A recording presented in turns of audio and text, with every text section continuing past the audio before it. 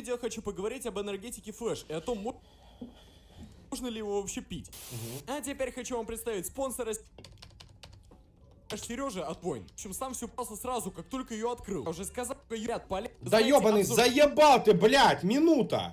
А обзор наш стоит очень долго и тяжело. Поэтому уж не обессудьте, но сегодня будет ролик про энергетик Flash. А обзор. И еще перед началом этого ролика я хочу извиниться за тот пост, который я выложил вчера у себя Извини за то, что видео про Flash в сообществе. Все помнят, думаю, не стоит лишний раз его озвучивать. Хоть я на ютубе и ради заработка, но все-таки признаю, что без своей аудитории я бы до сих пор работал в KFC и жил бы с родителями. Поэтому в следующий раз буду более аккуратен с выражениями. Что ж, я уже снимал ролик о том, какой энергетик я считаю самым лучшим. Кликай, кстати, на подсказочку, чтобы посмотреть, будет интересно. И там я назвал энергетик Flash дерьмом, за что на меня вылилась волна хейта от узкого круга Тварь! любителей этого энергетоса. Что ж, сегодня я постараюсь вам объяснить, что это вообще за энергетик и почему же я все-таки так считаю. И почему этот энергетик так горячо любим школьниками. Что ж, энергетик Flash Потому что он начал дешевый. Я школьник, я заявляю, то, что этот энергетик любим школьниками исключительно, потому что он просто дешевле всех остальных. Вот это вкус дерьма, вот это вкус дерьма, вот это нормальный вкус. На прилавках еще когда сам был в классе, так в 9. А был это год 2014-2015. Да, энергетик Flash появился гораздо раньше, но я его видеть начал именно тогда. Слушай, блядь, ты малолетка, ты жизни не знаешь. Я в 2014 уже в школу закончил, и Flash уже пил как тварь.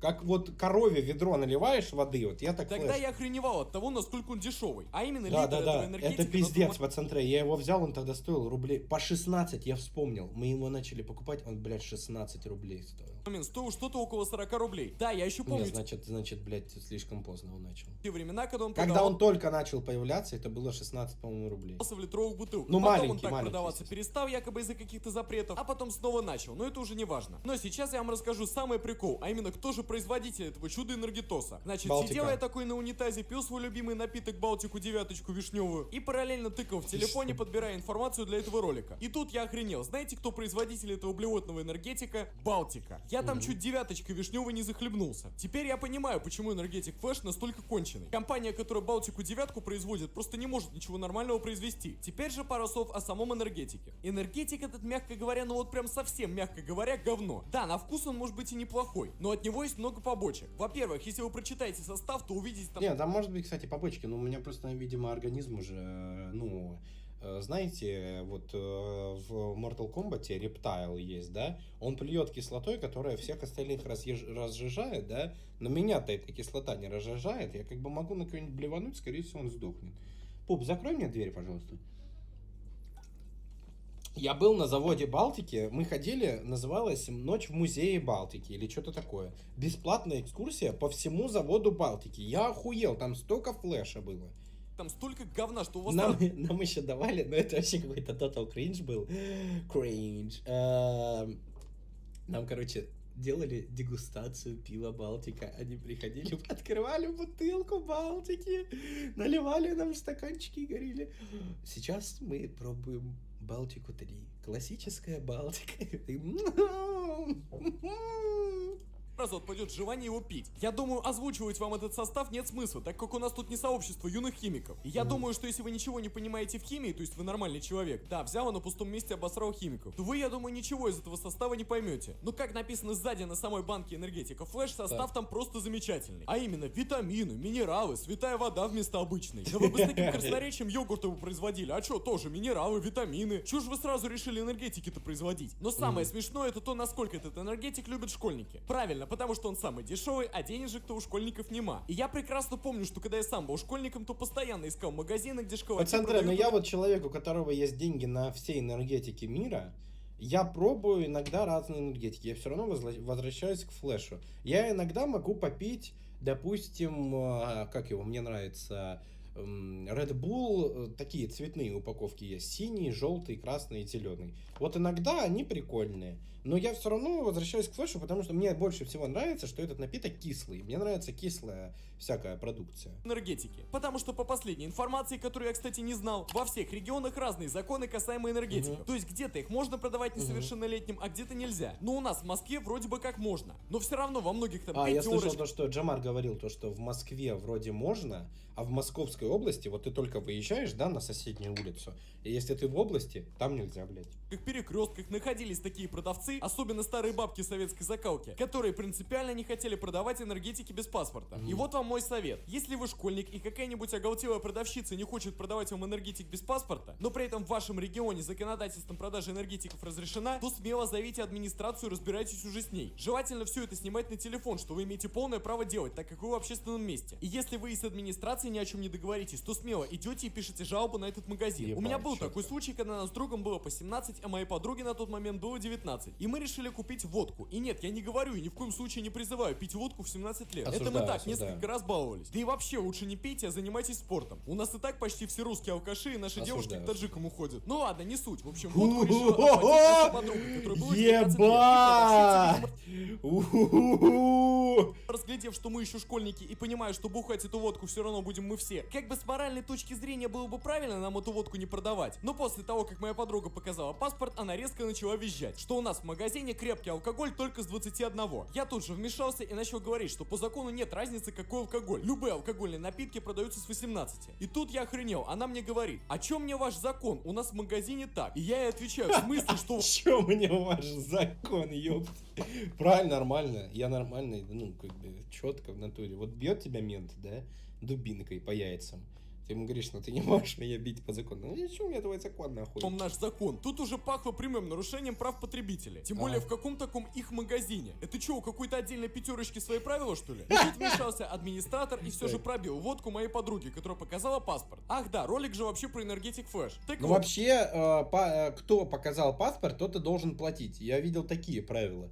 То есть, вот, допустим, Соня не показала паспорт, да, но Соня на кассе всегда, вот мы покупки, я толкаю тележку, Соня выкладывает из этой тележки все. Вот.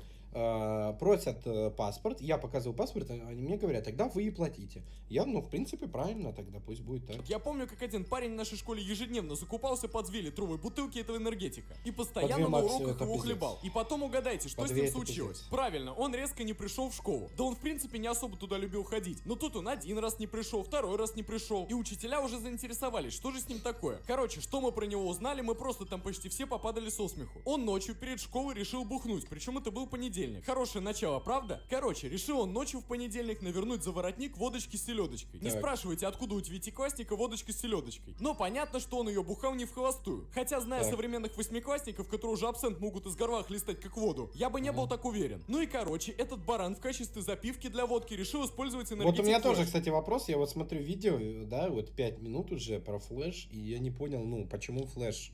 То есть, что такое энергетик флэш, да? Я так и не понял, потому что он второй раз уже рассказывает историю про водку.